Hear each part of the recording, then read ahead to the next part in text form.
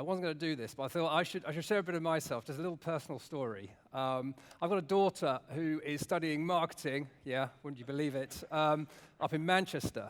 And I told her I was doing this talk, and she said, Dad, that's amazing, because we had a talk literally the other day about body language when you're giving a talk. I went, oh, that's really interesting. And they said, yeah, apparently there's a pose that you must adopt to project confidence and all this sort of stuff. And I said, wow, you've got to tell me what it is. And she said, Daddy, you have to stand like this. And I was like, right, well, that's probably not going to work, but I've done it now. So anyway, if I stand like this for the whole talk, you'll know why. You'll know why. So that's body language for you.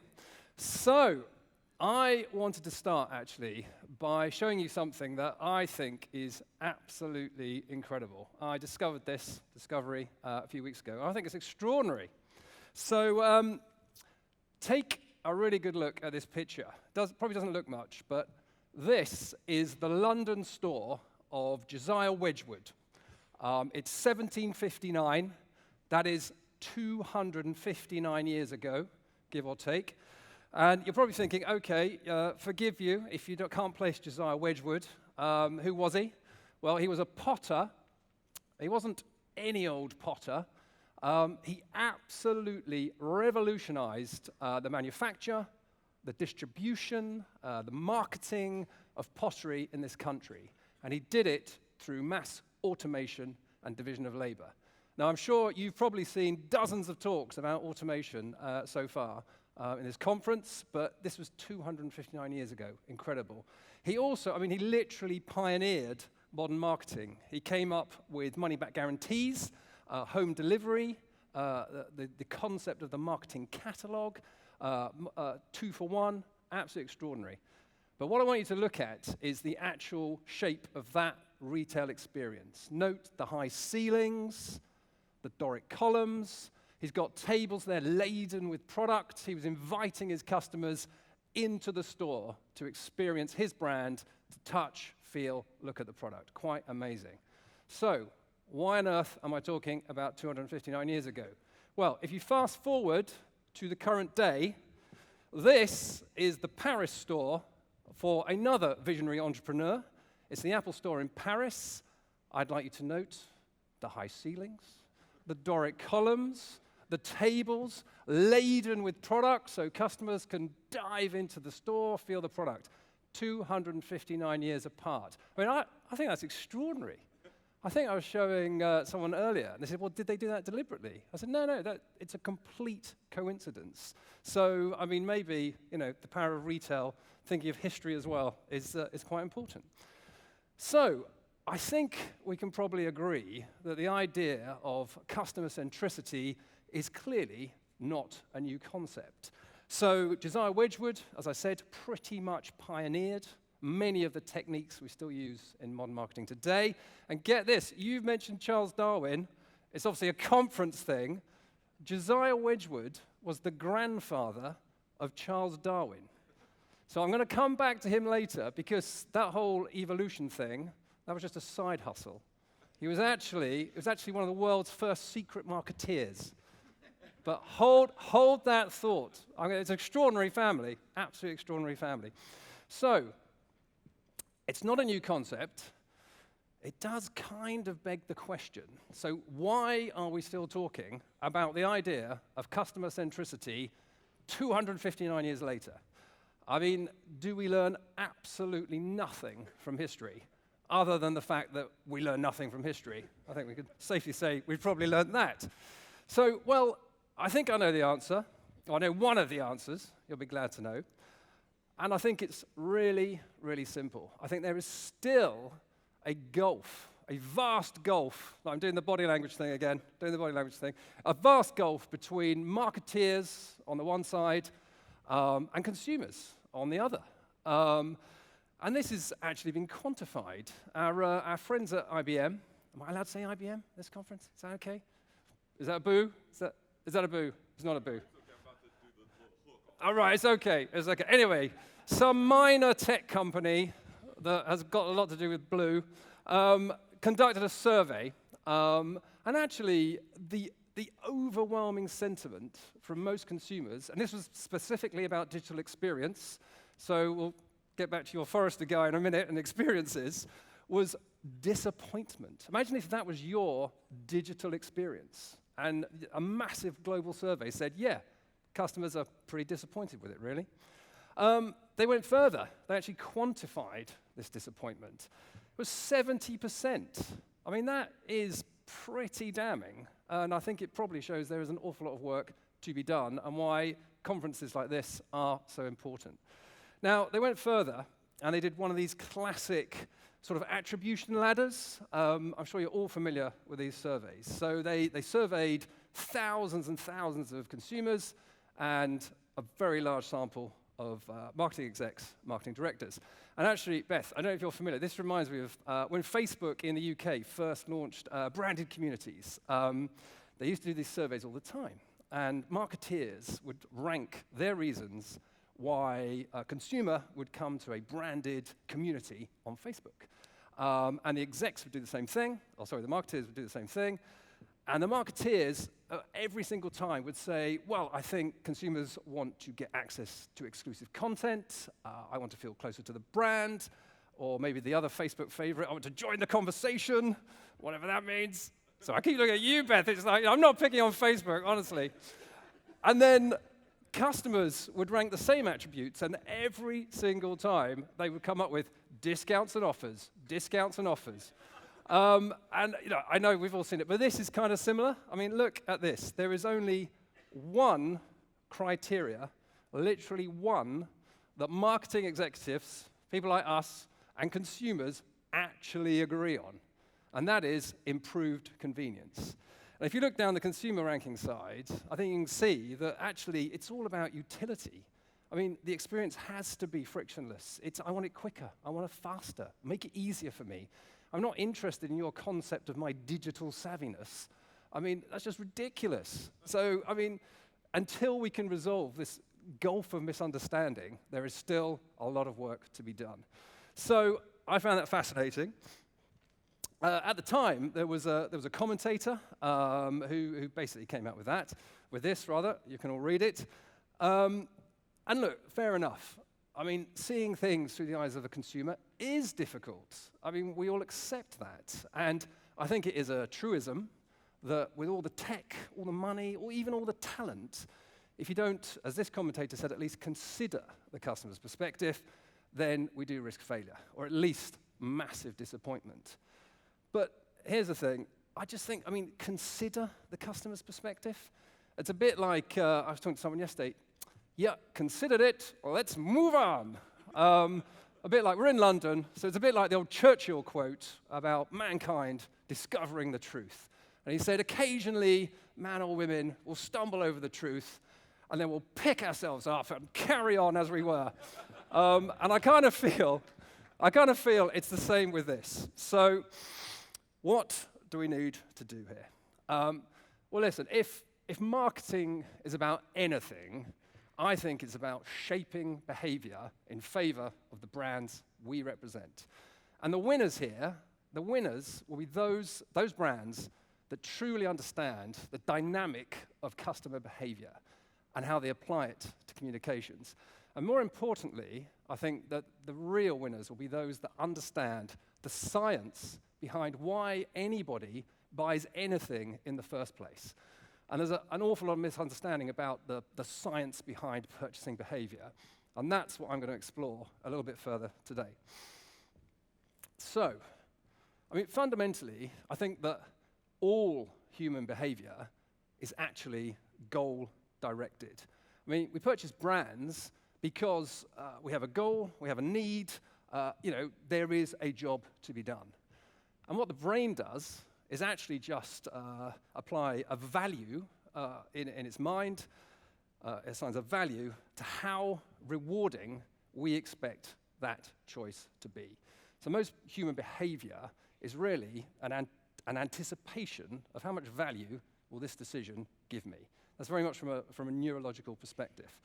So goal-oriented behavior. And I just want to show you a piece of content now from latest Nike campaign. It's been relatively controversial. This is a piece featuring Serena Williams. I think it's the most extraordinary example for two reasons. I mean, in terms of goal-directed behavior, you will see what I mean in a minute. This is from the age of 10, and I think how cleverly Nike have associated themselves, over decades, let's face it, with the association of, if you wear Nike, you are more likely to achieve your goals. But the way they do it is so implicit, it's so effortless. I think it's a wonderful piece of content, and clearly it's just a tiny slither of a, 100-year campaign. This is you at the US Open. This is you. Good service motion. Very good. Keep the perfect service motion you have. Right there. Good. Switch to the backhand. Lean into it. Good follow through. Take the net. Nice start. Make sure you're controlling that ball on every shot. There you go. Very good. Back, back, back. Put it away. Be tough, just like you want to win. Just like you at the US Open.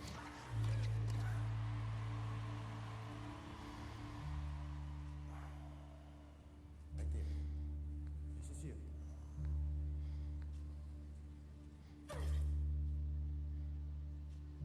Very good, Serena Williams.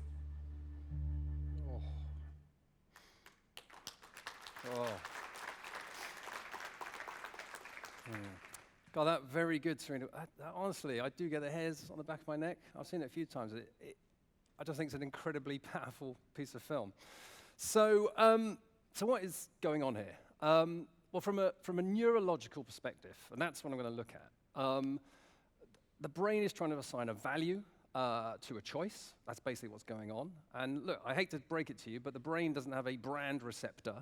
Literally, when we're thinking about a brand choice, two areas the brain tend to light up. The reward receptors, if we think it's going to be a good decision, and pain receptors. I mean, this is extraordinary. If you show consumers, I don't know, an amazing vision of some beautiful branded chocolates, all the reward receptors light up, as you would expect. If you then put a price point onto this image, pain receptors light up. And these are the same receptors that light up if you cut yourself. So we talk about pricing being a pain point. I mean, there's a reason for that. In neurological terms, it's literally the same response as if you'd cut yourself, which I think is quite an incredible finding. So in terms of the role of engagement comms, I mean, really, the sole goal of engagement comms should be to increase the perceived goal value of the brand that we're representing. It has to meet consumers' fundamental goals. And they can be implicit or explicit, by the way. But there is this, keeping with Serena, there is a winner-takes-all effect. I mean, often you hear marketeers talking about being in the consideration set, which is kind of fine, but it's a bit like Highlander. There can only be one, and the winner takes everything. So consumers will basically choose the brand that has the highest fit to their dominant goal in a given situation. And a direct quote from a guy called Phil Barden, who, if you ever come across him, is brilliant.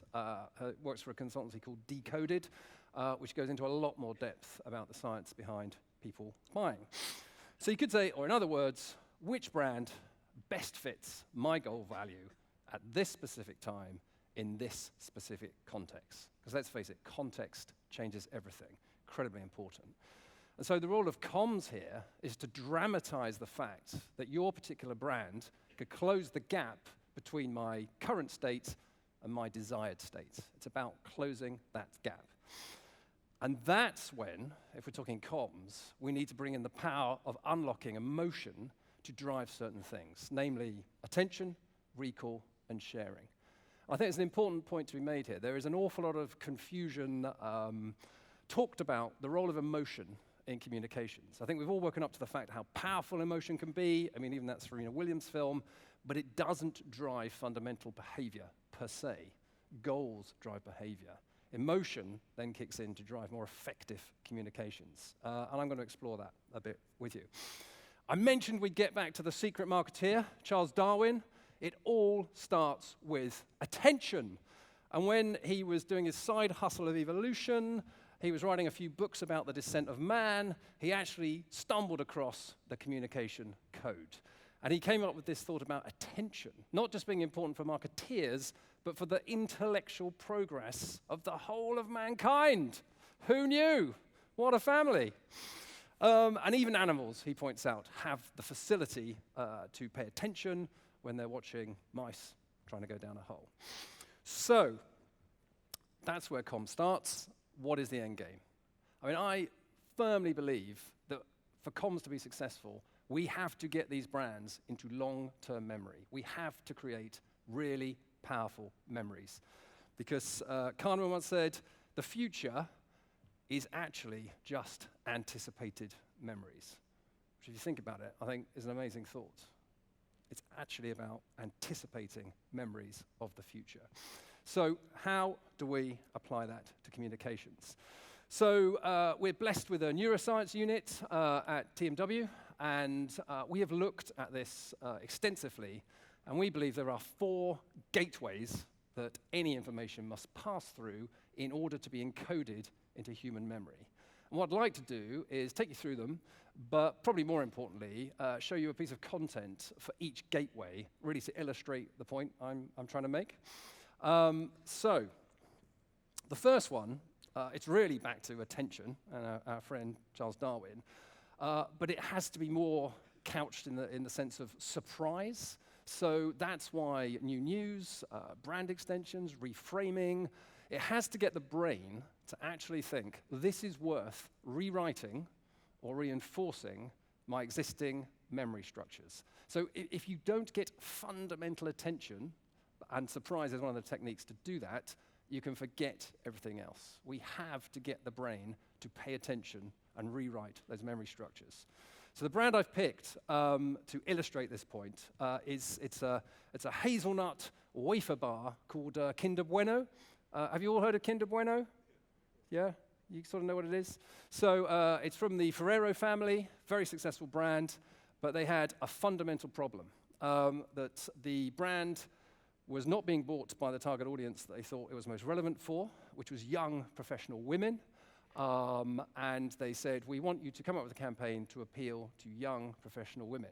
And they said, there's only 2 things you cannot do. And they said, we said, well, the name's Kinder, which means children, so a bit of a problem. And they said, yeah, you can't change the name. And we said, right, the packaging is really childish. It's not going to appeal to young women. They said, yeah, that's the other thing. You can't change the packaging. So, right, your product's basically called Good Children in some really childish packaging, but we want to appeal to young professional women. So we went, right, that's the kind of brief we love. So we came up with, it's an extraordinary insight, actually. It's about young people in generally, and this is a thing, you'll probably be familiar with it, apparently do not identify as adults, on average, until the age of 29. Who knew? My daughter's got some way to go. So basically, there's a concept, a meme called adulting, which is about when young people do something that they perceive is fairly adult-like. And it's usually like managing to keep a pot plant alive for more than a year, or or paying a standing order. So basically, we took this insight, we applied it to this incredibly childish-looking chocolate wafer brand, and we came up with, this is one of the films from the campaign. I've just paid my gas bill and later I'm going to bleed my radiators. Adulting! I've had this plant since 1140. It's still alive. I even watered it. I've got 100 Tupperware boxes at my apartment. This one's my favourite. It's got compartments. I bought a spice rack. Felt I needed to. Even though the only ones I use are these 2. Finally changed the bulb in the hallway. Only in the dark for 4 days. Use these pants I got for my birthday. Bag for life. I got 30. Make some brownies. Used an online recipe. Forgot the eggs. It wasn't a necessity. Done a load of washing before I have to go commando. Direct debit set up to Milan. I think it's time for a Kinder Bueno. Chocolate-covered wafer with a creamy hazelnut.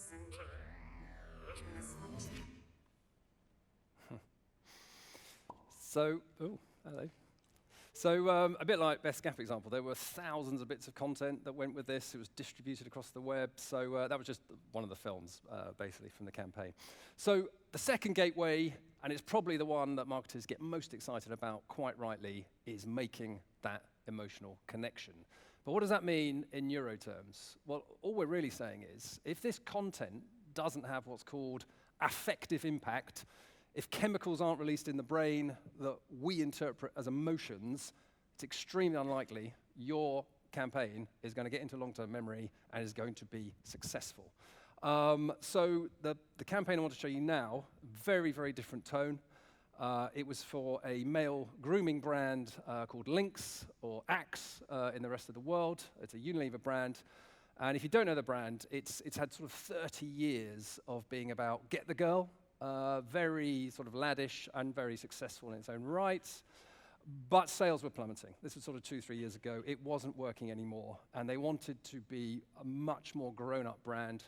They did the right thing. They changed the packaging. They changed the physical product. They reformulated it. And they did an extraordinary piece of work with a male suicide charity called Calm. And it was literally just about being part of a conversation of what it meant to be a young man in today's, quite stressful times. So, very different tone to this. I hope that it makes you feel something. There was this magical air of like a pixiness about him, and everything was a big adventure, whatever he did.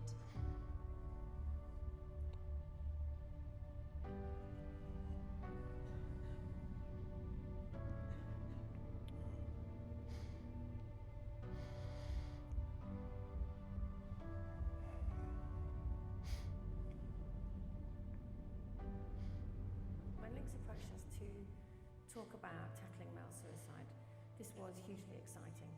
Brands like Lynx can make all the difference in the world because this is, at its very essence, a cultural issue. As a brand for guys, I feel that we have a responsibility to address issues like this that affect guys all over the UK.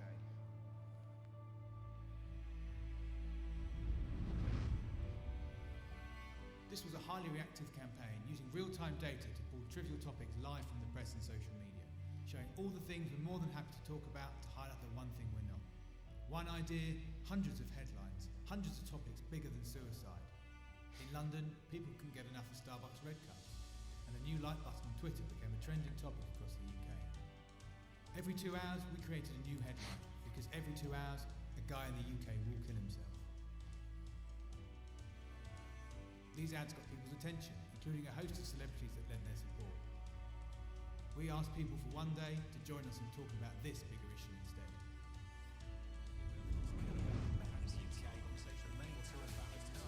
Started a national campaign to raise awareness of male suicide with men. And this campaign was run in association with the men's grooming brand Lynx, and I think we should pay tribute.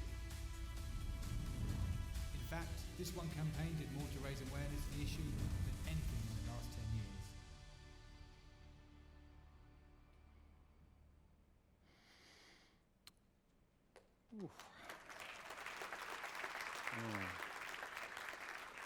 Oh, thank you. Yeah, that still gets me, that one. But if you've gone through these two gates, it doesn't end there. The next gateway is really about brand consistency, brand coherence, because anyone can use shock tactics to get attention. But if it's not coherent with what you already know about the brand, again, you will probably forget it quite quickly. So a brand that probably most of you be familiar with is Virgin, obviously a huge conglomerate. We work for Virgin Trains, that you wouldn't think would be the sexiest of Virgin brands, but it is. And they're incredibly, incredibly sensitive about their tone of voice, and there's a fun bit of content, trying to lift the mood now a little bit, that we did recently for Virgin Trains, which I'm showing you because really I think it's very much about consistency of tone of voice, which if you know Virgin is very irreverent, it's a bit cheeky, hopefully it doesn't offend anyone, but we'll see. As much as possible. Yeah. A couple of weeks ago, wasn't it? Was it? Yeah. It was awful. Just jump on and off we go. My back got really sweaty. You were soaked. I always like to spread out on the table. It's just like uncomfortable being in the same position for hours. And my arms get tired. Leather. That's always a lovely touch. I had to get a pasty just to keep me going. Spot on. From start to finish. We need to stop because he needs to go to the bathroom quite a few times.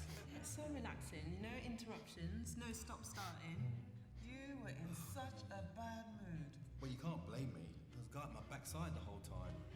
Dan and Emma did join us last time, didn't Yeah, they? that worked out really well for us, for all of us. And by the time we get to wherever we're going, we're frazzled.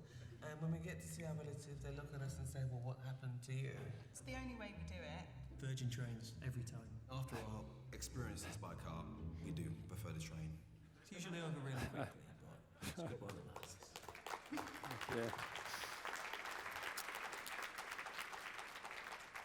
Yeah. Boom, boom. So, that was Virgin Trains. And then the fourth gateway, we said this stuff wasn't easy, as well as being relevant to what you know about the brand, obviously it's got to be personally relevant at the right time. And it's got to fit your highest goal value. Your dominant goal has to be met by this brand. So it's another piece of film from Lynx, because I think we've done, I would say this, some amazing work for them. But this was about the relevance of being a young man today. So this isn't about getting you, abandoned baskets or any of that sort of stuff. It's more culturally relevant about how you're feeling at the time if you are a young man in today's world. And this was a whole series of films about exploring modern masculinity on behalf of the Lynx Axe brand. So more cultural relevance, I would say, than specific journey relevance. Did you ever see your father cry? Yes.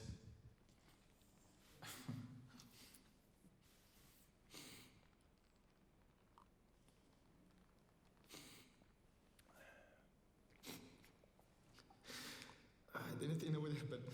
Sorry. That's right. That's why we're here for it.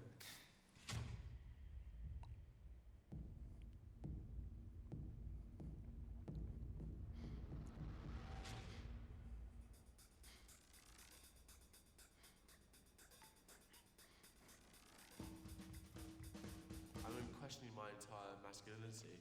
I think masculinity as an individual as our fingerprints. I honestly don't know what it means to be a man. Being able to admit you like musicals. Or if anything, being gay has helped me be more of a man than what I was before. Being able to admit you freaking loved, Legally Blonde. When I look in the mirror, I like it. I like it. I'm cool with it. I'm like, nice, yeah, you're looking good, man. Probably a lot of my confidence has come from having an alter ego called Joan. Doesn't matter how many sexual partners I've had. Oh, Grandma's maybe gonna watch this. Well, I'm transgender. I took growth hormone. I saw someone that was 30 who I wanted to be as big as, and it gets to that point where you think you need to go under a train because you don't want to be here anymore. My sister unfortunately passed away 70 years ago. I sometimes think about it again and you shed a tear. I think everyone feels better for having a good cry, don't you? Getting it all out. It's probably a bit like, the feeling when you really, really, really have to pee, and at some point you just say, fuck it, and you let it go, and it feels amazing.